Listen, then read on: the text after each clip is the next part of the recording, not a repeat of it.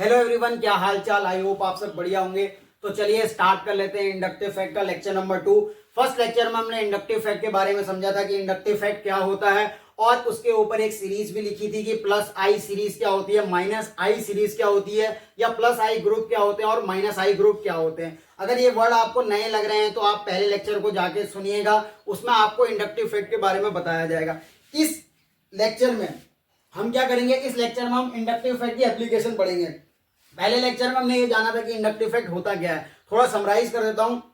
Inductive fact एक ऐसा effect होता है जो कि मॉलिक्यूल में हमेशा ऑपरेट होता है। ये एक परमानेंट इफेक्ट होता है। इंडक्टिव फैक्ट के दो इफेक्ट पार्ट हैं, मतलब इंडक्टिव फैक्ट को हमने दो पार्ट में बांटा है। इसको आई इफेक्ट भी कहते हैं, और ये आई इफेक्ट क्या होता है, दो पार्ट में बटा होता है। एक होता है प्लस आई इफेक्ट और एक होता है माइनस आई इफेक्ट। सर ये प्लस आई इफेक्ट क्या होता है, माइनस आई इफेक्ट क्या होता है, इसके बारे में डिटेल आपको पहले लेक्चर में दे रखा है, और इस लेक्चर में इसका यूज होगा तो थोड़ा बता देता हूं। प्लस आई इफेक्ट क्या होता है, देखो प्लस आई इफेक्ट वो इफेक्ट होता है जिसमें अगर आपको कोई कार्बन की चेन है, ठीक है, उस कार्बन की चेन में कोई मैंने ग्रुप लगाया तो वो क्या करेगा, इलेक्ट्रॉन को अगर डोनेट करता है, और जब इलेक्ट्रॉन डोनेट करेगा कार्बन को तो कार्बन के ऊपर एक चार्ज क्रिएट होगा जो कि नेगेटिव चार्ज क्रिएट होगा, जो कि डेल्टा 1 नेगेटिव, और दूसरे कार्बन पे डेल्टा 2 नेगेटिव। यानी ऐसे ग्रुप जो कार्बन की चेन पर नेगेटिव उत्पन्न करें प्लस आई ग्रुप कहलाते हैं, और इस इफेक्ट को क्या बोलते हैं, प्लस आई इफेक्ट। तो ये क्या करेंगे, कार्बन की चेन पर नेगेटिव क्रिएट करेंगे, तो इस ग्रुप को बोलेंगे हम ईडीजी। यानी ईडीजी मतलब इलेक्ट्रॉन डोनेटिंग ग्रुप। तो ऐसे ग्रुप जो कार्बन की चेन पर नेगेटिव क्रिएट करें उसको बोलते हैं प्लस आई ग्रुप। इफेक्ट को बोलते हैं प्लस आई इफेक्ट, और इस ग्रुप का दूसरा नाम होता है ईडीजी यानी इलेक्ट्रॉन डोनेटिंग ग्रुप। अब ये माइनस आई इफेक्ट क्या होता है, सर माइनस आई इफेक्ट ये होता है कि अगर आपने कार्बन की कोई चेन बनाई है,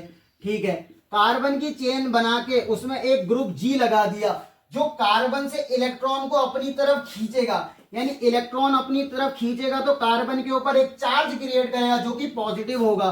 तो फर्स्ट वाले कार्बन से ज्यादा इलेक्ट्रॉन खींचे जाएंगे तो डेल्टा 1 पॉजिटिव, और दूसरे वाले कार्बन पे डेल्टा 2 पॉजिटिव, तीसरे वाले पे डेल्टा 3 पॉजिटिव। यानी अगर ऐसे ग्रुप लगाएं जो कार्बन से इलेक्ट्रॉन को खींचे और कार्बन पे क्या कर दे, पॉजिटिव क्रिएट कर दे, तो इस ग्रुप को बोलेंगे ईएसजी, इलेक्ट्रॉन सीकिंग ग्रुप। अब ये इलेक्ट्रॉन अपनी तरफ खींच रहे हैं इसीलिए इनका नाम ईएसजी पड़ा, यानी इलेक्ट्रॉन सीकिंग ग्रुप। कार्बन की चेन पर पॉजिटिव क्रिएट करें, ग्रुप को बोलेंगे प्लस ना माइनस आई ग्रुप, और इफेक्ट को बोलेंगे माइनस आई इफेक्ट। तो आपको समझ में आ गया इंडक्टिव इफेक्ट क्या होता है। पहले बेसिक आपको समझ में आ गया होगा कि इंडक्टिव इफेक्ट ये होता है delocalization of sigma electron. Sigma electron का डीलोकलाइजेशन होता है, और इसमें जो चार्ज डेवलप होता है वो कैसा होता है, पार्शियल चार्ज डेवलप होता है, एक्चुअल चार्ज डेवलप नहीं होता। रेजोनेंस के बारे में आप पढ़ोगे तो रेजोनेंस में एक्चुअल चार्ज डेवलप होता है, बट इंडक्टिव इफेक्ट में चार्ज इंड्यूस होता है। पर ये इफेक्ट जो होता है ये परमानेंट इफेक्ट होता है। इस परमानेंट इफेक्ट में क्या होता है, अगर मैंने कार्बन की चेन पर जी ग्रुप लगाया जो कार्बन को इलेक्ट्रॉन डोनेट करेगा तो ग्रुप होगा इलेक्ट्रॉन डोनेटिंग ग्रुप। इस ग्रुप को बोलते हैं प्लस आई ग्रुप, और इफेक्ट को बोलते हैं प्लस आई इफेक्ट। कार्बन की चेन पर पॉजिटिव क्रिएट करे, कार्बन से इलेक्ट्रॉन खींचे, तो इसको बोलते हैं इलेक्ट्रॉन सीकिंग ग्रुप। इस ग्रुप को बोलते हैं माइनस आई ग्रुप, और इसी इफेक्ट का दूसरा नाम होता है माइनस आई इफेक्ट। तो ये आपको बेसिक पता चल गया। अगर ये आपको समझ नहीं आ रहा तो पहला लेक्चर आप प्रेफर कर सकते हैं, मेरे बारे में सर्च कर सकते हैं कि इंडक्टिव इफेक्ट सूरज डूंगराकोटी लेक्चर नंबर 1 आप देख लेना, इंडक्टिव इफेक्ट के बारे में आपको मिल जाएगा। उसमें थंबनेल में आपको एक फोटो दिखेगी, वो आप सर्च कर सकते हैं। अब बात कर लेते हैं कि जो इस इंडक्टिव इफेक्ट को हमने पढ़ा इसकी एप्लीकेशन क्या है। सर इंडक्टिव इफेक्ट का यूज क्या है, तो अगर आपको किसी भी एसिड की एसिडिक स्ट्रेंथ बतानी है तो आप उसका इंडक्टिव इफेक्ट यूज कर सकते हैं, और बेसिक स्ट्रेंथ में भी काम आएगा। तो सबसे पहले हम पहली एप्लीकेशन पढ़ते हैं, to compare acidic strength of aliphatic carboxylic acid. Sir ये एलिफेटिक क्या होता है, एलिफेटिक मतलब होता है ओपन चेन, यानी किसी ओपन चेन में अगर आपको कोई कार्बोक्सिलिक एसिड दे रखा है तो उसकी एसिडिक स्ट्रेंथ कैसे निकालेंगे, कुछ 4-5 एप्लीकेशन है उसको पढ़ लेते हैं। ठीक है, कोई एसिड क्या होता है, एसिड इसलिए होता है क्योंकि वो क्या करता है सर, H+ को रिलीज करता है। तो अगर वो H+ रिलीज करेगा तो एसिड जब H+ रिलीज करेगा तो एक बेस बनाएगा जिसको बोलते हैं कॉन्जुगेट बेस।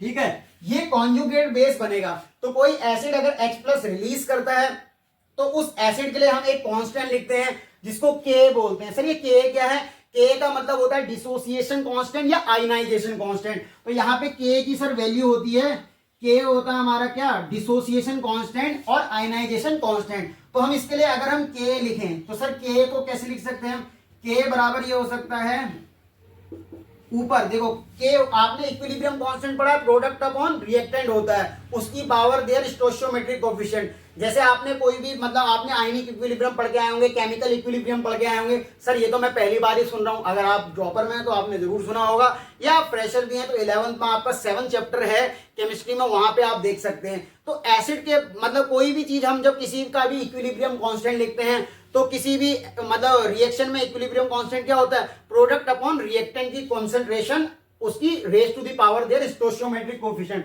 तो के क्या है, ये एसिडिक कांस्टेंट है यानी डिसोसिएशन कांस्टेंट है। तो इसको कैसे लिखोगे, प्रोडक्ट अपॉन रिएक्टेंट लिखोगे।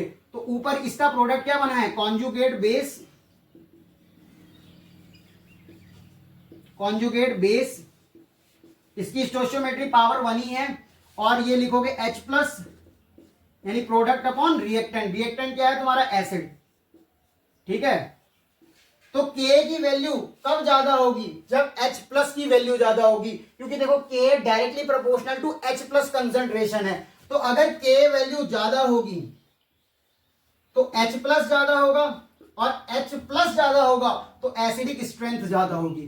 क्या बताया सर, एक ही बारी में कुछ समझ नहीं आया, क्यों नहीं आया, देखो हमने कोई एसिड के बारे में पढ़ रहे हैं कि एसिड जो होता है वो H प्लस रिलीज करता है तो एक बेस बनाता है जिसको बोलते हैं कॉन्जुगेट बेस। इसके लिए कांस्टेंट लिखा जाता है रिएक्शन के लिए, के बराबर होता है डिसोसिएशन कांस्टेंट या आयनाइजेशन कांस्टेंट। के को लिखते कैसे हैं, के की वैल्यू होती है प्रोडक्ट जो है कॉन्जुगेट बेस है और साथ में H प्लस है अपॉन उसका जो क्या कहते हैं रिएक्टेंट है उसको लिखते हैं। तो रिएक्टेंट में एसिड है तो देखो K directly proportional to H plus concentration, यानी जितनी ज्यादा H प्लस की कंसंट्रेशन होगी के की वैल्यू उतनी ज्यादा होगी, और जितनी ज्यादा के की वैल्यू होगी एसिडिक स्ट्रेंथ भी उतनी ज्यादा होगी।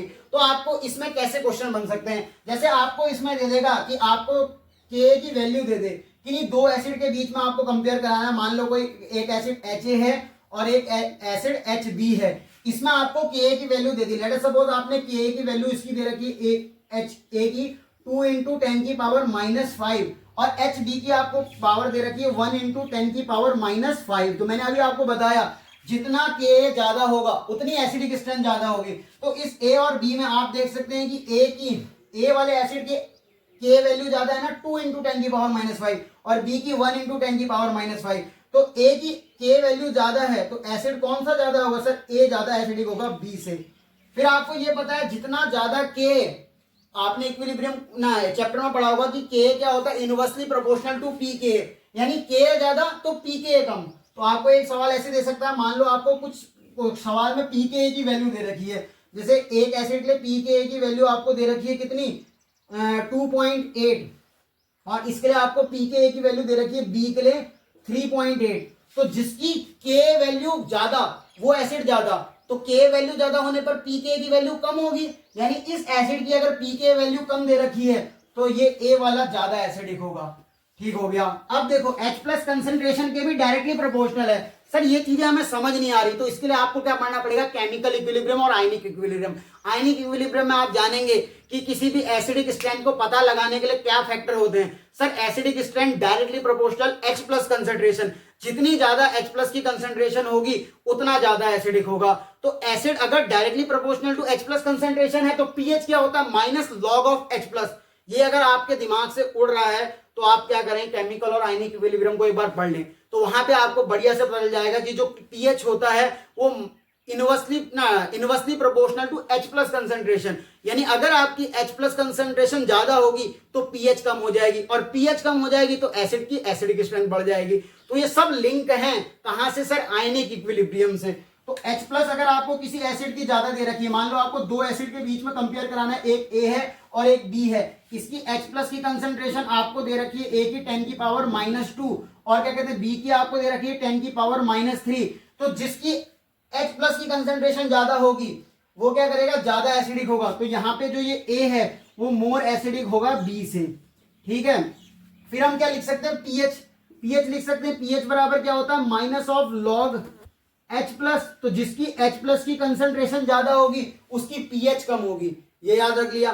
तो अब हम किसी भी जैसे इंडक्टिव इफेक्ट का हम यूज करेंगे तो हम कैसे करेंगे वो बात कर लेते हैं। यहां तक आपको समझ में आ गया होगा। तो इसको मैं मिटाता हूं और आगे बात कर लेते हैं कि अब हम पढ़ते हैं कि एसिडिक स्ट्रेंथ कैसे होती है। ठीक है, उसके बारे में जानते हैं। तो देखो ये आपको कार्बोक्सिलिक एसिड दिख रहा है आपको सर, COOH, यहाँ पे आपको कार्बोक्सिलिक एसिड दिख रहा है। तो कार्बोक्सिलिक एसिड कब एसिड कहलाएगा? जब वो H+ को रिलीज करेगा। H+ को रिलीज करेगा तो इसके ऊपर एक नेगेटिव चार्ज उत्पन्न होगा। ये नेगेटिव चार्ज क्या करेगा? कंपाउंड को अनस्टेबिलिटी देने का काम करेगा, क्योंकि अगर नेगेटिव चार्ज वहीं पर रहेगा तो वो क्या करेगा? कंपाउंड को अनस्टेबल करेगा। उसको स्टेबिलिटी देने के लिए इस चार्ज के मूवमेंट की जरूरत है। अगर ये चार्ज मूव करेगा तो क्या होगा? एसिडिक स्ट्रेंथ बढ़ पाएगी। अगर वो वहीं पे रहेगा तो चार्ज लोकलाइज हो जाएगा, और चार्ज लोकलाइज किसी जगह पे होना क्या करता है? अनस्टेबिलिटी कॉज करता है। तो इस चार्ज को हमें मूव कराना पड़ेगा कंपाउंड में। तो देखो हम क्या करें कि जैसे ये H+ रिलीज करेगा, इसके ऊपर नेगेटिव चार्ज आने लग जाएगा। अब ये नेगेटिव चार्ज यहाँ पे अनस्टेबिलिटी कॉज कर रहा है, तो अब हमें इसको पूरे मॉलिक्यूल में दौड़ाना है। तो पूरे मॉलिक्यूल में दौड़ाने के लिए हम क्या करेंगे? ऐसे ग्रुप लगाएंगे जो इस नेगेटिव चार्ज को अपनी तरफ खींचे। अगर वो नेगेटिव चार्ज को अपनी तरफ खींचेगा तो उससे क्या होगा? नेगेटिव चार्ज पूरे कंपाउंड में मूव करने लग जाएगा। तो यानी कि हम ये कह सकते हैं कि -I के क्या है? ये डायरेक्टली प्रोपोर्शनल है, क्योंकि -I क्या होता है? जो कार्बन से इलेक्ट्रॉन को अपनी तरफ खींचे, यानी कार्बन की चेन से इलेक्ट्रॉन को अपनी तरफ खींचे, तो उसको बोलते हैं -I ग्रुप, और इफेक्ट को बोलते हैं -I इफेक्ट। तो यहां पे मुझे ये पता चला कि acidic strength directly proportional to किसके हो गई? -I ग्रुप के। यानी जितने -I ग्रुप लगे होंगे वो उतना ज्यादा स्टेबिलिटी कॉज करेंगे। और मैं ये भी कह सकता हूं कि ये इनवर्सली प्रोपोर्शनल किसके होंगे सर? +I के। क्यों? क्योंकि अगर मैंने +I ग्रुप लगा दिया तो वो क्या करेंगे? कार्बन पे इलेक्ट्रॉन को धक्का देंगे, और कार्बन पे इलेक्ट्रॉन पे धक्का देंगे तो इधर पे नेगेटिव चार्ज और बढ़ने लगेगा। तो +I के तो डायरेक्टली प्रोपोर्शनल नहीं, +I के इनवर्सली प्रोपोर्शनल और -I के डायरेक्टली प्रोपोर्शनल। तो मैं ये कह सकता हूं कि जो एसिडिक स्ट्रेंथ होती है वो -I के तो डायरेक्टली प्रोपोर्शनल होती है, बट +I के इनवर्सली प्रोपोर्शनल होती है।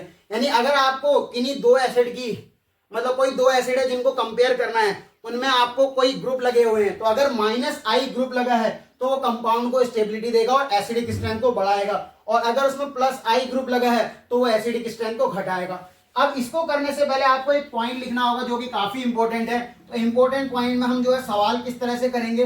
सवाल हम इस तरह से करेंगे, DNP मेथड फॉलो करेंगे।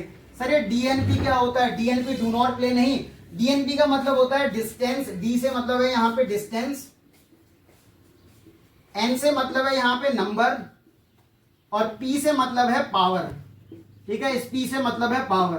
तो सर इसका क्या यूज है? तो देखो जब आप सवाल करोगे तो उस सवाल में किसी भी एसिड के बारे में, जब आपको एसिडिक स्ट्रेंथ के बारे में कुछ कमेंट करना है तो आप वहां पे DNP लगाओगे। DNP मतलब डू नॉट प्ले नहीं है। सबसे पहले डिस्टेंस चेक करोगे, फिर नंबर पे आओगे, फिर पावर पे आओगे। सर ये बात क्या कर रहे हो? एक सवाल लेके समझाओ। तो देखो एक सवाल लेके समझते हैं। मान लो आपको कोई एक सवाल दे रखा है, ये वाला COOH, और यहां पे आपको दे रखा है C, और इधर पे दे रखा आपको F, इधर दे रखा आपको H, इधर दे रखा है H, और यहां पे आपको दे रखा है दूसरा, जैसे ये A है और ये वाला B पॉइंट में, मतलब आपको दे रखा है कि Cl CH H COOH। अब देखो सबसे पहले चेक करो हमें किसके बारे में एसिडिक स्ट्रेंथ कंपेयर करानी है।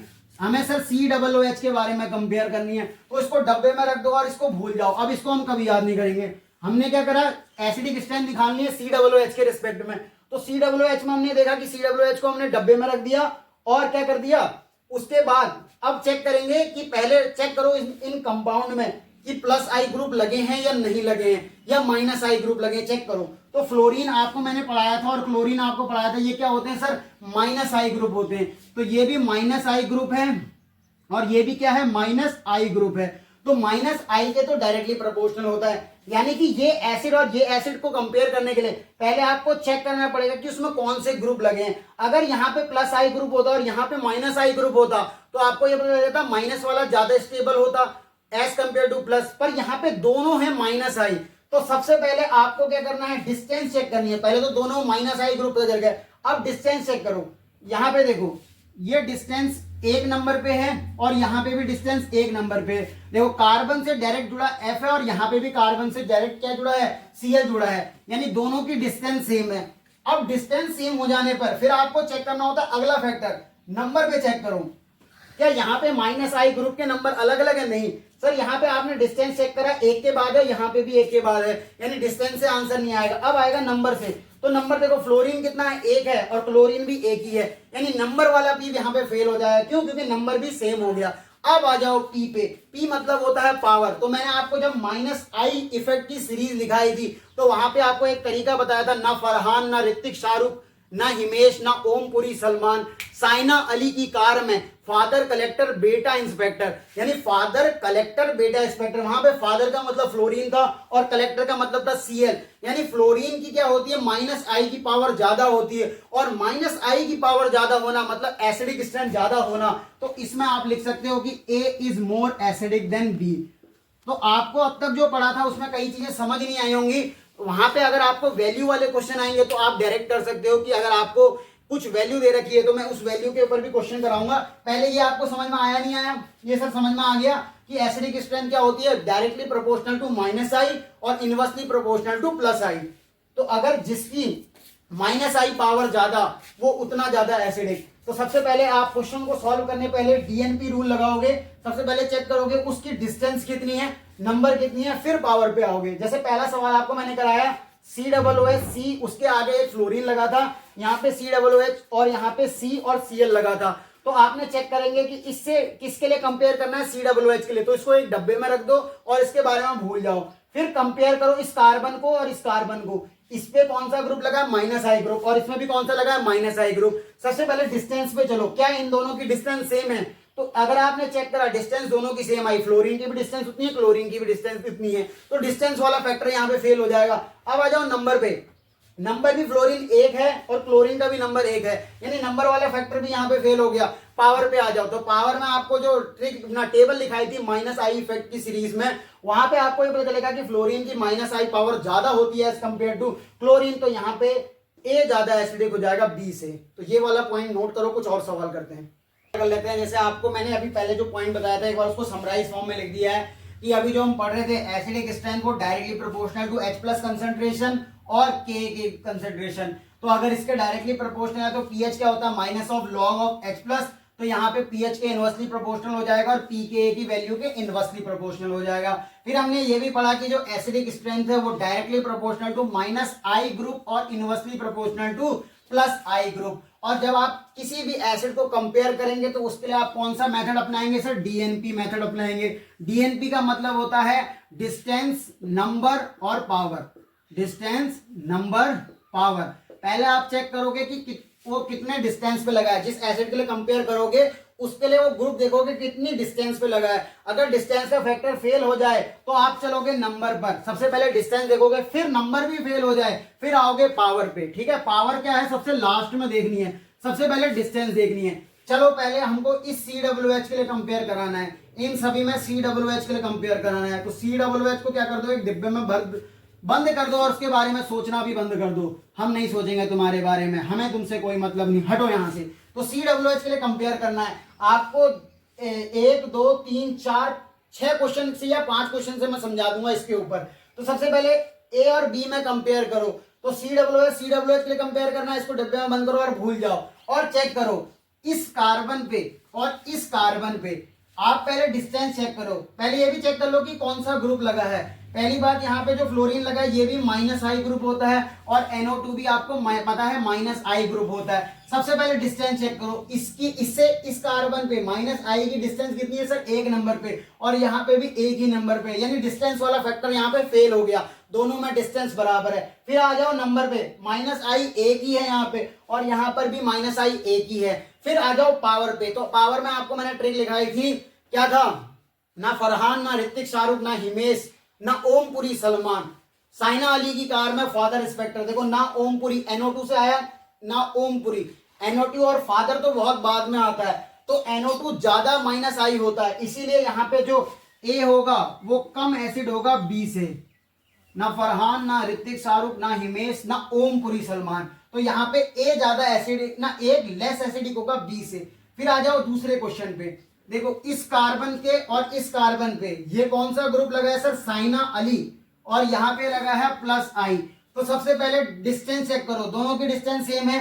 ये कौन सा ग्रुप है सर, माइनस आई ग्रुप, और ये कौन सा ग्रुप है, प्लस आई ग्रुप। और ये मैंने बताया था कि प्लस आई के इनवर्सली प्रोपोर्शनल होता है, यानी अगर प्लस आई लगा है तो वो एसिडिक स्ट्रेंथ को घटाएगा और माइनस आई लगा है तो वो एसिडिक स्ट्रेंथ को बढ़ाएगा। यानी यहाँ पे इस सवाल में ए मोर एसिडिक होगा किससे, बी से। ये आपको समझ में आया होगा। अगले सवाल में आ जाओ, इसको चेक करना है, डिस्टेंस नंबर पावर से चलो, COOH, इसको डब्बे में बंद करो और भूल जाओ। यहाँ पे देखो ये एक CH2 है, यहाँ पे एक CH है, ग्रुप ये माइनस आई ग्रुप है, और ये वाला कौन सा ग्रुप है, माइनस आई ग्रुप। तो सबसे पहले इस वाले कार्बन से ये दूसरे नंबर पे लगा है ना, इस वाले कार्बन के रेस्पेक्ट में दूसरे नंबर पे, और इस वाले कार्बन के रेस्पेक्ट में ये पहले नंबर पे आ रहा है। तो देखो डिस्टेंस वाला फैक्टर पहले होता है, यहाँ पे minus I group second number पे लगा है और यहाँ पे फर्स्ट नंबर पे लगा है, यानी कि यहाँ पे जो बी है वो मोर एसिडिक देन ए हो जाएगा। ये समझ में आया नहीं आया बताओ।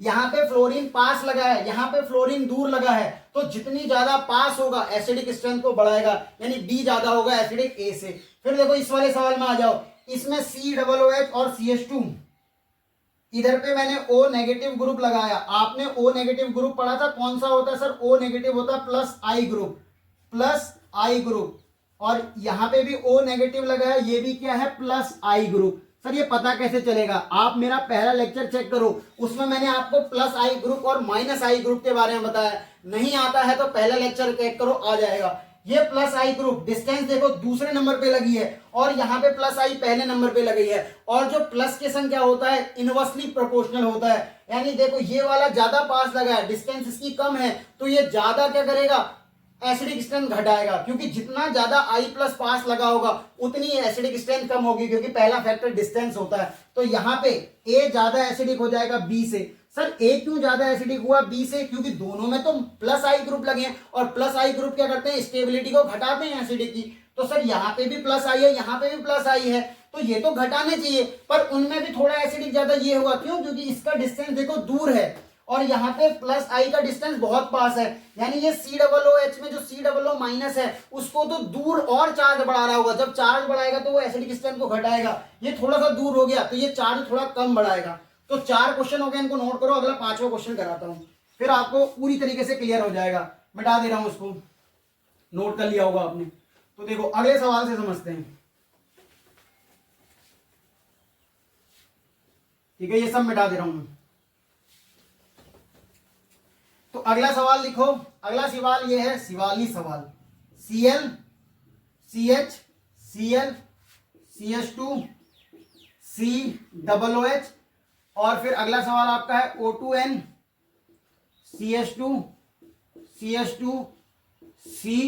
COOH।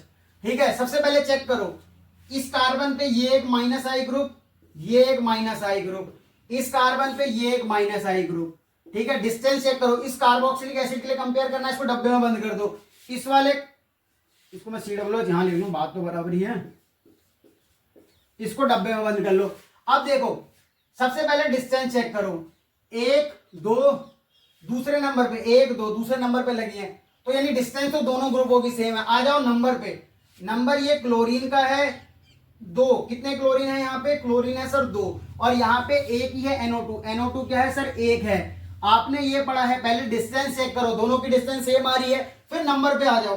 पावर पहले मत लगा देना, आप कहोगे सर ना ओमपुरी NO2 तो ज्यादा माइनस आई है, और ज्यादा माइनस आई आपको ये पता है कि स्टेबिलिटी को बढ़ाता है, पर आपने ये भी तो पढ़ा कि नंबर ज्यादा इफेक्ट करता है, पावर तो सबसे लास्ट फैक्टर है। जब आपको कंपेयर करने को आए, आप ये बोल दोगे सर NO2 लगा है वो ज्यादा माइनस आई ग्रुप है, और ज्यादा माइनस आई ग्रुप क्या करेगा, एसिडिक स्ट्रेंथ को बढ़ाएगा, पर उसमें भी एक कंडीशन है, पावर फैक्टर बाद में आता है, पहले नंबर पे आ जाओ। यहाँ पे 2 क्लोरीन मिलकर ज्यादा माइनस आई डोमिनेट कर जा रहे हैं, इसीलिए यहाँ पे एसिड जो होगा वो ए ज्यादा एसिडिक होगा बी से। समझ में आया, रीजन क्या है, रीजन ये था कि क्लोरीन के नंबर ज्यादा हैं, और यहाँ पे क्या कहते हैं NO2 का नंबर 1 ही है। एक और क्वेश्चन समझो, फिर समझ में आ जाएगा आपको बढ़िया से। मान लो ये मैंने आपको CH, इधर पे CH3, इधर पे CH3, इधर पे COOH, और यहाँ पे ये A है, और B वाला आपको दे रखा है क्या, CH2 CH3, और ये आपको दे रखा है COOH। तो देखो ये कौन सा ग्रुप है, पहले तो ये चेक करो, सर ये भी प्लस आई ग्रुप है और ये भी प्लस आई ग्रुप है, ठीक हो गया। और सर ये भी हमारा प्लस आई ग्रुप है, तो प्लस आई के संग इनवर्सली प्रोपोर्शनल होता है। डिस्टेंस पे चेक करो, यहां से पहले दूसरे नंबर पे है और यहां से भी दूसरे नंबर पे लगे हुए हैं। नंबर पे आ जाओ, प्लस आई तो इनवर्सली प्रोपोर्शनल होता है, यहाँ पे 2 प्लस आई है, तो ये ज्यादा एसिडिक स्ट्रेंथ घटा रहे होंगे एज कंपेयर टू इसके, तो यानी पावर तो बाद में आएगी, तो ए ज्यादा ना लेस एसिडिक होगा बी से। क्यों? क्योंकि बी के पास सिर्फ एक ही CH3 है, वो इलेक्ट्रॉन देगा पर कम दे पाएगा एज कंपेयर टू 2 CH3। तो आपको पहली एप्लीकेशन पूरी तरीके से क्लियर होगी, क्या है, to compare aliphatic carboxylic acid, जिसमें आपने ये पढ़ा कि माइनस आई के संग तो डायरेक्टली प्रोपोर्शनल है, प्लस आई के संग इनवर्सली प्रोपोर्शनल है। जितने ज्यादा क्या कहते हैं माइनस आई पावर होगी उतनी ज्यादा एसिडिक होगा। पर माइनस आई पावर भी तब देखना है, सबसे पहले आपको डिस्टेंस नंबर पावर देखना है। अगर डिस्टेंस सेम है नंबर पे आ जाओ, नंबर सेम है तो पावर पे जाओ। जितनी ज्यादा पास माइनस आई ग्रुप लगा होगा उतना अच्छा है। तो इस तरह से आप कंपेयर करोगे। और दूसरी एप्लीकेशन पढ़ते हैं, इसको तब तक आप नोट कर लो। तो अगली एप्लीकेशन क्या है, to compare acidic strength of alcohol. तो जो फैक्टर आपने पहले पढ़ा था to compare aliphatic carboxylic acid, acidic strength जो पढ़ी थी, सेम उसी की तरह है। पहले आपको समझने में काफी टाइम लगा था, अब आपको थोड़ा कम लगेगा।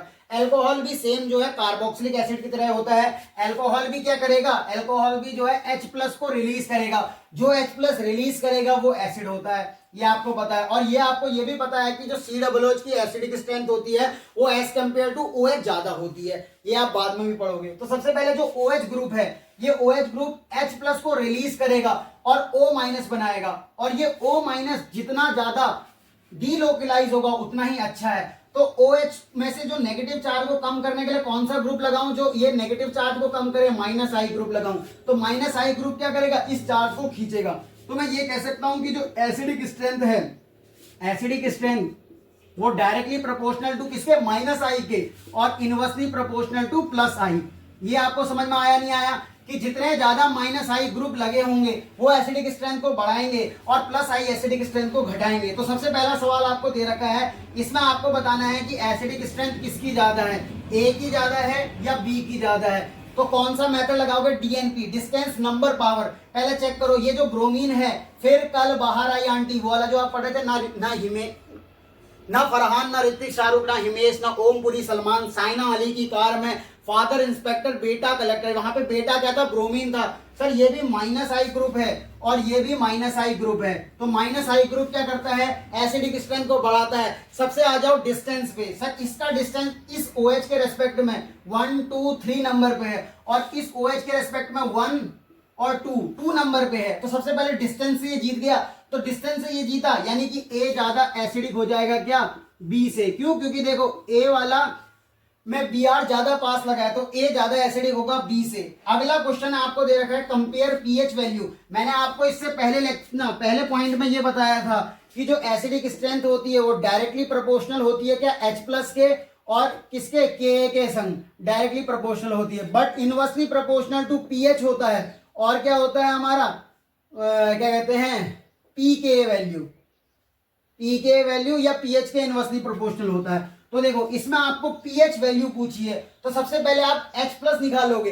जो जितना ज्यादा एसिड होगा उसका pH वैल्यू उतना ही कम होगा। समझ में आया क्या कहा मैंने, क्योंकि acidic strength directly proportional to H+ की कंसंट्रेशन, यानी जितनी ज्यादा H+ की कंसंट्रेशन होगा एसिडिक स्ट्रेंथ उतनी ज्यादा होगी, पर pH के संग इनवर्सली प्रोपोर्शनल है। यानी जो आप एसिडिक स्ट्रेंथ का ऑर्डर निकालोगे उसका उल्टा लिख दोगे तो वो pH की वैल्यू आ जाएगी। तो समझ लो पहला क्वेश्चन क्या है। देखो यहाँ पे ये OH है, इसके रेस्पेक्ट में हमें चेक करना है।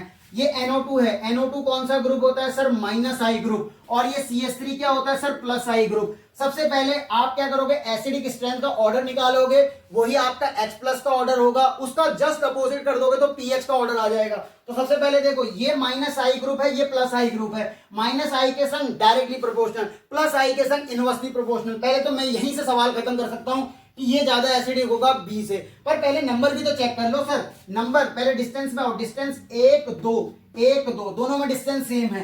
नंबर पे आ जाओ, ये -I है, ये +I है, डायरेक्टली आप खत्म कर दो कि इसका पावर भी देखो -I की ही ज्यादा होती है। तो एसिडिक स्ट्रेंथ का जो ऑर्डर होगा, यानी H+ का जो ऑर्डर होगा, ये मान लो मैंने A बोला और ये मान लो मैंने B बोला, तो A ज्यादा एसिडिक होगा B से।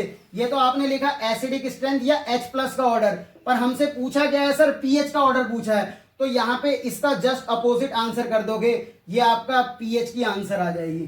तो कंपेयर पीएच करना है तो बी की पीएच जो होगी वो ज्यादा होगी एज कंपेयर टू ए से।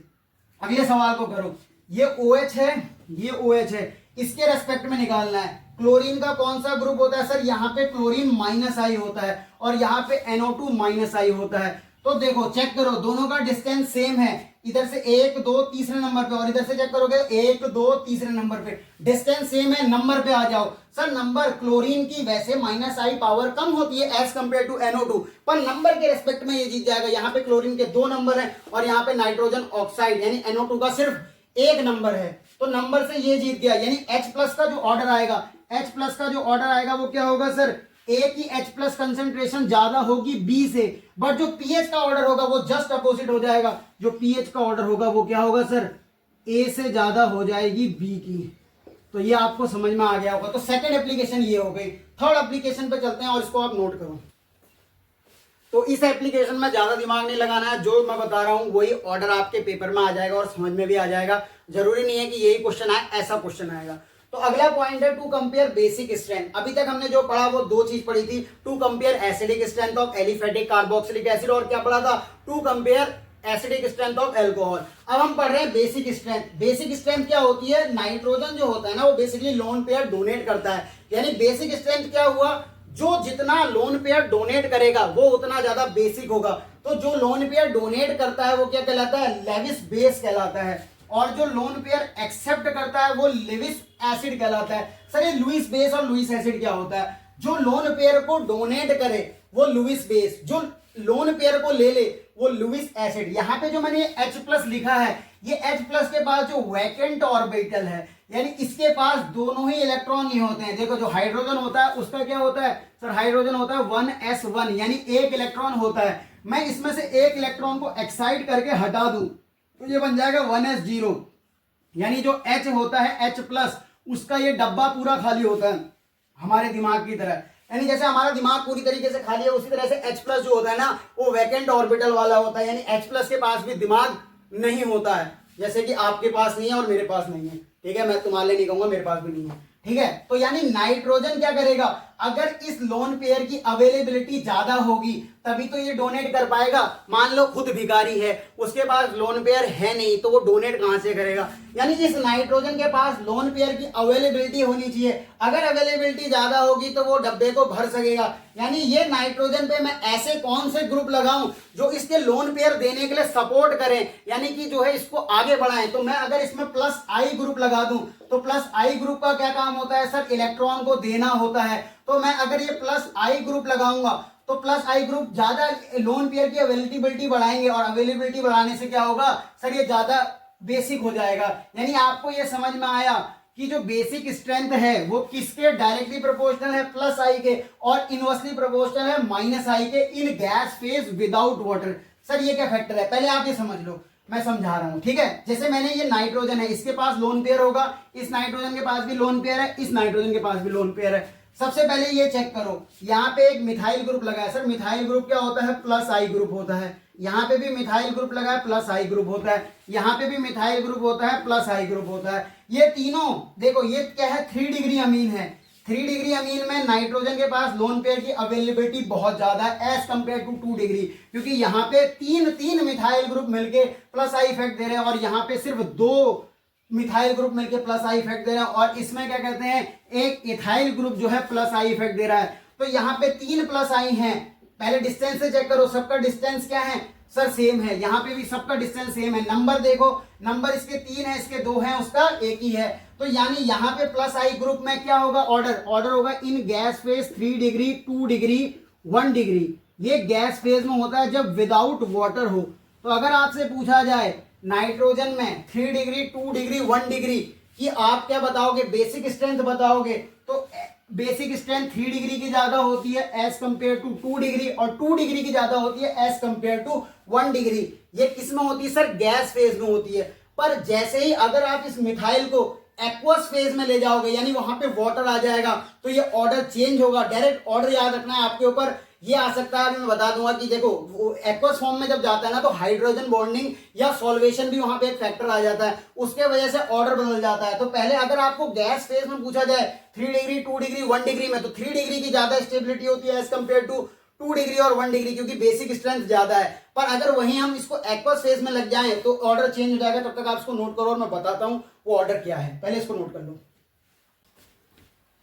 तो आइए गैस फेज और एक्वस फेज का फंडा समझ लेते हैं। अभी हमने ये पढ़ा था कि अगर R बराबर आपका मिथाइल हो तो मिथाइल अगर एक्वस फेज में हो या गैस फेज में, उसमें क्या डिफरेंस आएगा। अगर आपका मिथाइल गैस फेज में है या इथाइल गैस फेज में है तो ऑर्डर आपने क्या पढ़ा था, 3 डिग्री 2 डिग्री 1 डिग्री। क्यों? क्योंकि अगर सिर्फ एक्वस फेज ना, अगर सिर्फ गैस फेज होता है तो 3 प्लस आई इफेक्ट होते हैं और 3 प्लस आई इफेक्ट मिलकर नाइट्रोजन में लोन पेयर की अवेलेबिलिटी ज्यादा कर देते हैं, जिसलिए वो ज्यादा क्या हो जाता है, बेसिक हो जाता है। पर अगर आप उसे एक्वस फेज में डाल दोगे तो क्या होगा, देखो अगर आपने इस वाले RNH2 को पकड़ के आपने वाटर वाले मीडियम में डाल दिया यानी पानी में डाल दिया, तो बेस जब टूटता है तो उसके लिए जो कांस्टेंट आता है उसको बोलते हैं केबी। केबी क्या होता है सर, केबी होता है हमारा क्या, बेस के लिए आयनाइजेशन कांस्टेंट। तो यहाँ पे आपने अगर 1 डिग्री को मान लो ये CH3 लगाया, यहाँ पे ये R जो है आपका CH3 है, इस R के ऊपर डिपेंड करना है। अगर ये आपका CH3 मिथाइल है तो ये वाटर में क्या करेगा, वाटर में जो ये R है NH2, ये NH2 अपना लोन पेयर इस H+ को देगा। तो जब ये इस H+ को देगा तो इस पर नाइट्रोजन पे हाइड्रोजन कितने हो जाएंगे सर, 3 हाइड्रोजन हो जाएंगे। और हाइड्रोजन वाटर में जो होता है ना H2O के बीच में जो वाटर होता है वो हमारे हाइड्रोजन बॉन्डिंग करता है। यानी यहाँ पे जो ये 3 H हैं ये मिलके क्या करेंगे सर, वाटर के OH2 के संग ऑक्सीजन के संग हाइड्रोजन बॉन्डिंग करने लग जाएंगे। यानी यहाँ पे 3 सॉल्वेशन होंगे जिसको हम हाइड्रेशन बोल सकते हैं। यानी यहाँ पे जो ये वाटर है ना, ये वाटर इसके संग क्या करेगा, सॉल्वेशन करेगा और 3 सॉल्वेशन होंगे और या 3 हाइड्रेशन होंगे और एक ही प्लस आई होगा, क्योंकि R यहाँ पे क्या था, प्लस आई, और नाइट्रोजन जब 4 बॉन्ड बनाता है तो नाइट्रोजन के ऊपर प्लस चार्ज आता है। यानी यहाँ पे जो 3 सॉल्वेशन होंगे और 3 हाइड्रेशन, यानी 3 सॉल्वेशन और हाइड्रेशन होंगे, सिर्फ एक प्लस आई फैक्टर होगा। अगर ये 2 डिग्री हुआ तो इसमें क्या होगा, ये H+ को अपना लोन पेयर देगा, यहाँ पे 2 सॉल्वेशन होंगे और 2 प्लस आई इफेक्ट होंगे। अगर यही आपका 3 डिग्री हुआ तो यहाँ पे सिर्फ एक सॉल्वेशन होगा और 3 प्लस आई होगा। अकॉर्डिंग टू सॉल्वेशन जो ऑर्डर आना चाहिए, सॉल्वेशन क्या करेगा सर, इस लोन पेयर को ना, जैसे ये लोन पेयर रिलीज होगा तो ये नाइट्रोजन को क्या कर लेगा, अपने तरफ पकड़ लेगा। तो अपनी तरफ जब पकड़ लेगा तो अकॉर्डिंग टू सॉल्वेशन जो ऑर्डर आना चाहिए था वो 1 डिग्री 2 डिग्री 3 डिग्री आना चाहिए था, पर हमने अकॉर्डिंग टू आई इफेक्ट क्या पढ़ा है, 3 डिग्री 2 डिग्री 1 डिग्री होता है। तो ये एक दूसरे को कॉन्ट्राडिक्ट कर देते हैं। क्या करते हैं कि जो सॉल्वेशन से आपको ये पता चलेगा कि 1 डिग्री की बेसिक स्ट्रेंथ ज्यादा होगी 2 डिग्री से 3 डिग्री से, पर प्लस आई इफेक्ट के अकॉर्डिंग हमें ये पता था कि 3 डिग्री 2 डिग्री 1 डिग्री होता है। तो ये ऑर्डर जो है ना बिगड़ रहा है, इसीलिए जो नेट बेसिक स्ट्रेंथ लिखते हैं, अगर आपका मिथाइल हो R बराबर Me यमी, ठीक है, R बराबर यमी हो तो आपका गैस फेज में जो ऑर्डर आता है वो क्या आता है सर, गैस फेज में ऑर्डर आता है हमारा 3 degree greater than 2 degree greater than 1 degree. अगर यही R आपका Me हो जाए कब, इन एक्वस फेज में, तो जो नेट ऑर्डर आता है वो 2 1 3 का आ जाता है।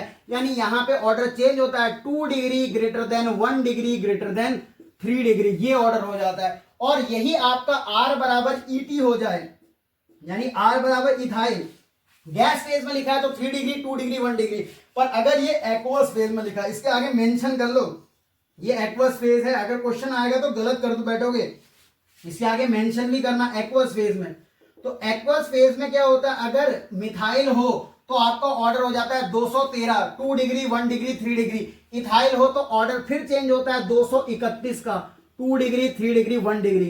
तो आपको अगर बेसिक स्ट्रेंथ पे क्वेश्चन आए तो पहले आप क्या लिखोगे, अगर आपका R बराबर Me हो, मिथाइल हो, R बराबर ET इथाइल हो, R बराबर PR प्रोपाइल हो, R बराबर ब्यूटाइल हो, अगर आपसे सिर्फ गैस फेज में पूछ रहा है तो 3 degree greater than 2 degree greater than 1 degree, ये आपका ऑर्डर फाइनल है। पर अगर आपसे बेस मतलब बेसिक स्ट्रेंथ किसमें, एक्वस मीडियम में पूछ ले तो R बराबर आपका Me हो तो 213 213, और अगर R बराबर ET हो तो 231 2 3 डिग्री, फिर 2 डिग्री 3 डिग्री 1 डिग्री। इसके अलावा कुछ भी आ जाए, R बराबर प्रोपाइल ब्यूटाइल पेंटाइल कुछ भी आए, फिर आपका ऑर्डर 3 डिग्री 2 डिग्री 1 डिग्री हो जाएगा, फिर वहां पे सॉल्वेशन का फैक्टर नहीं लगता। सिर्फ R बराबर एमई और R बराबर ईटी में ही आपको सॉल्वेशन का फैक्टर देखना है, उसके बराबर R बराबर प्रोपाइल ब्रोमाइड मतलब जो भी आ जाए उसमें आपको सॉल्वेशन का फैक्टर नहीं देखना है। तो अगर R बराबर ईटी के बाद कुछ भी लिखा हो तो आंसर आपका हमेशा 3 डिग्री 2 डिग्री 1 डिग्री होगा, किसी भी फेज में हो, चाहे आपका वो गैस फेज में हो या एक्वस फेज में हो। इसको नोट करो, फिर आगे भी सवाल करते हैं। तो इसकी चौथी एप्लीकेशन क्या है? इसकी चौथी एप्लीकेशन ये है to compare stability of carbocation. ठीक है, कार्बोकैटायन की स्टेबिलिटी पता करनी है। सर कार्बोकैटायन होता क्या है? कार्बोकैटायन क्या होता है? देखो, जो कार्बन होता है वो कितने बॉन्ड बनाता है? सर 4 बॉन्ड बनाता है। अगर कार्बन 4 बॉन्ड बनाता है तो उसका ऑक्टेट कंप्लीट हो जाता है। पर इसमें क्या होता है ना, कार्बन क्या करता है, अपने दोनों जो ये कार्बन के पास जो ये इलेक्ट्रॉन होता है, अगर एक इलेक्ट्रॉन तो यहाँ H के संग होता है और एक इलेक्ट्रॉन यहाँ H के संग होता है और एक इलेक्ट्रॉन यहाँ H के संग होता है। पर इस वाले में जो यहाँ पे H के संग जो इलेक्ट्रॉन था, वो इलेक्ट्रॉन अगर H लेके भाग जाए तो कार्बन के ऊपर एक चार्ज क्रिएट होगा, इसको बोलते हैं पॉजिटिव चार्ज। तो जो पॉजिटिव चार्ज होता है, इस कार्बोकैटायन के पास इलेक्ट्रॉन की डेफिशिएंसी होती है। क्यों? क्योंकि इसके पास 6 इलेक्ट्रॉन होते हैं और एक इलेक्ट्रॉन कार्बन का खुद कोई लेके भाग गया है। अगर वो उसका इलेक्ट्रॉन लेके भाग जाए तो भाग जाएगा तो उसके ऊपर 6 इलेक्ट्रॉन हो जाएंगे और 2 इलेक्ट्रॉनों की कमी हो जाएगी। यानी कार्बोकैटायन कैसा होता है सर? इलेक्ट्रॉन डेफिशिएंट होता है। यानी इलेक्ट्रॉन डेफिशिएंट स्पीशीज क्या होती है? कार्बोकैटायन होती है।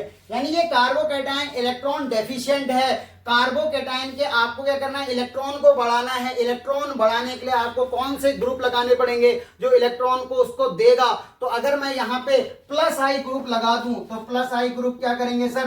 कार्बन पे इलेक्ट्रॉन की अवेलेबिलिटी को बढ़ाएंगे। तो प्लस आई के संग जो कार्बोकैटायन की स्टेबिलिटी होती है वो डायरेक्टली प्रोपोर्शनल होती है और माइनस आई के संग क्या होती है? Inversely proportional. क्योंकि माइनस आई क्या करते हैं सर? माइनस आई इलेक्ट्रॉन को अपनी तरफ खींचते हैं। अगर वो इलेक्ट्रॉनों को अपनी तरफ खींचेंगे तो कार्बोकैटायन के पास तो पहले से ही इलेक्ट्रॉन कम थे और इलेक्ट्रॉन को कम कर देंगे तो माइनस आई के संग इनवर्सली प्रोपोर्शनल हो जाएगा। आइए एप्लीकेशन पे चेक करते हैं। एक कार्बोकैटायन ये दे रखा है, एक कार्बोकैटायन ये दे रखा है, आपस में कंपेयर करना है। देखो, सबसे पहले डिस्टेंस, चलो पहले ये भी चेक करो कि ग्रुप कौन से लगे हैं। सर ये लगा है माइनस आई ग्रुप, ये लगा है प्लस आई ग्रुप। यहीं से पता चल गया कि प्लस आई वाला ज्यादा स्टेबल होगा। पहले डिस्टेंस चेक करो, डिस्टेंस दोनों की सेम है, नंबर भी दोनों का सेम है, पावर ये माइनस आई पावर वो प्लस आई पावर, प्लस आई के संग डायरेक्टली प्रोपोर्शनल, यानी ये वाला ज्यादा स्टेबल होगा एज कंपेयर टू ये वाले के। दूसरे क्वेश्चन में चेक करो, ये कौन सा है सर? Minus I group. ये भी क्या है? Minus I group. Minus I group के संग इनवर्सली प्रोपोर्शनल। डिस्टेंस चेक करा, दोनों का डिस्टेंस सेम है। नंबर देखो, ब्रोमीन के दोनों Br मिलके ज्यादा माइनस आई क्रिएट कर रहे होंगे एक CN के कंपेयर में। होता क्या है? साइना अली की कार में फादर कलेक्टर बेटा इंस्पेक्टर। ब्रोमीन की माइनस आई पावर कम होती है एज कंपेयर टू किसके? साइनाइड के। बट यहाँ पे नंबर का फैक्टर ज्यादा डोमिनेट करेगा। नंबर किसके ज्यादा है? ब्रोमीन के। इसीलिए जो ऑर्डर आएगा सर वो ये हो जाएगा, ना कि इस तरफ को घूमेगा, क्योंकि ये तो स्टेबिलिटी को घटाएंगे और माइनस आई के संग इनवर्सली प्रोपोर्शनल है और ज्यादा नंबर ब्रोमीन के हैं, इसलिए वो वाला थोड़ा ज्यादा स्टेबल हो जाएगा। अब मैंने आपको आइसोटोपी के केस में बताया था। आइसोटोपी सर, आइसोटोप क्या होता है? जो आइसोटोप होते हैं उनका मास नंबर डिफरेंट होता है पर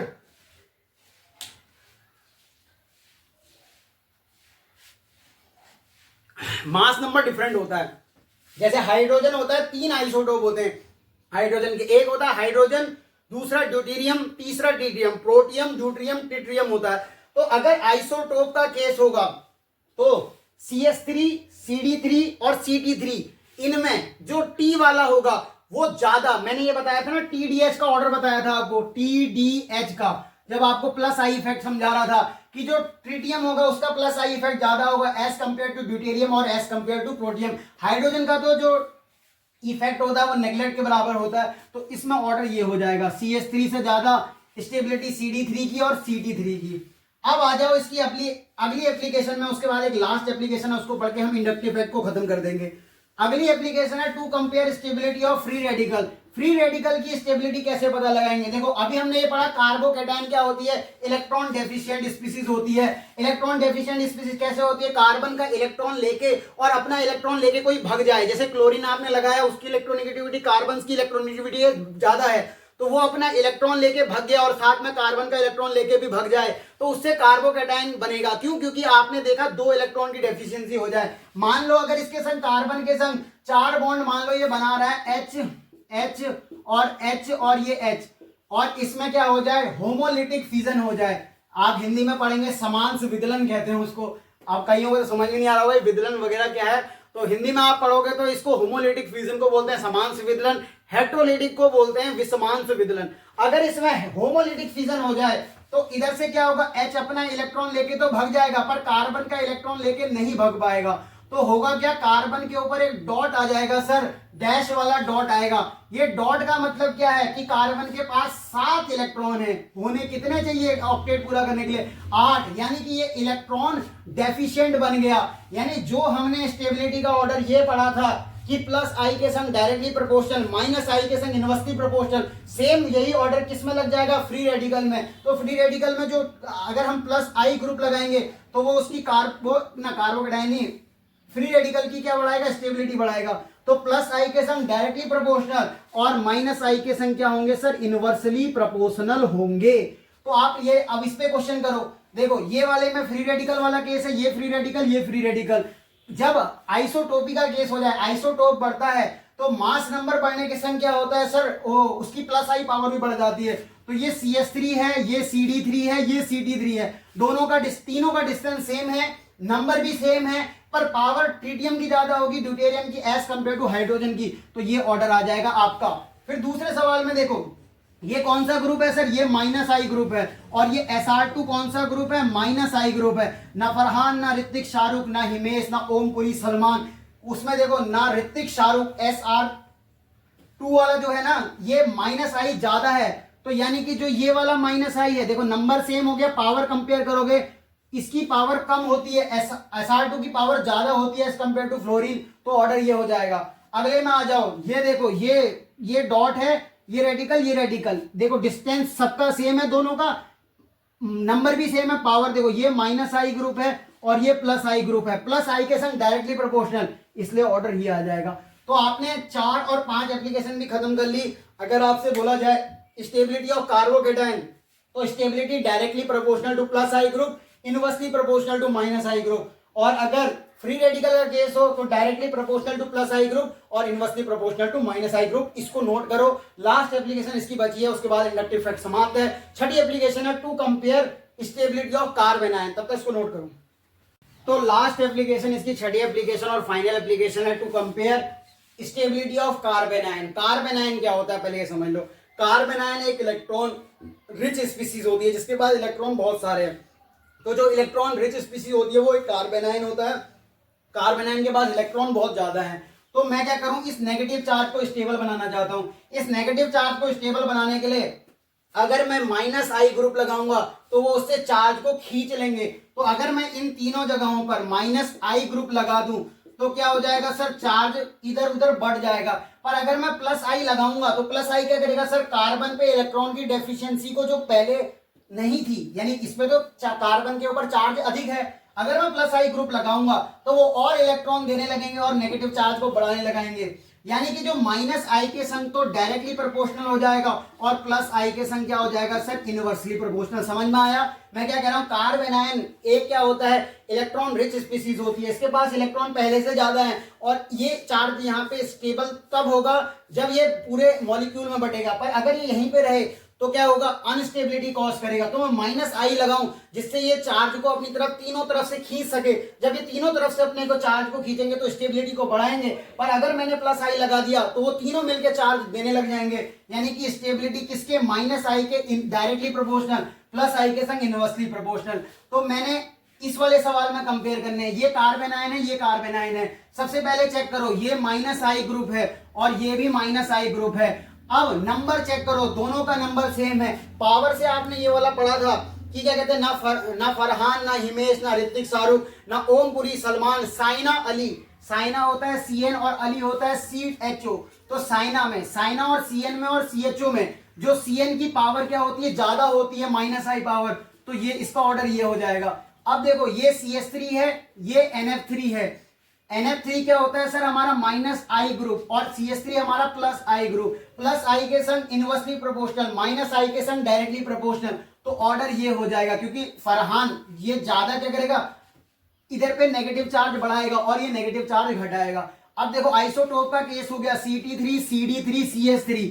CD3 क्या करेगा, ज्यादा इलेक्ट्रॉन देगा, CD3 उसके कंपैरिजन में कम देगा, CH3 उसके कंपैरिजन में कम देगा। तो जो स्टेबिलिटी का ऑर्डर ये हो जाएगा। तो मेरे इस तरह से इस वाले पॉइंट के बाद इंडक्टिव इफेक्ट खत्म हो गया। मेरे संग वाले ने ही कहा था कि ये लेक्चर बना देना, उस इस टॉपिक के संग इंडक्टिव इफेक्ट का खत्म होता है। इसके कुछ सवाल जो है वो कभी नेक्स्ट लेक्चर में आ जाएंगे। तब तक के लिए पढ़ाई करते रहें। ऑल द वेरी बेस्ट, मिलते हैं नेक्स्ट लेक्चर में। Bye bye.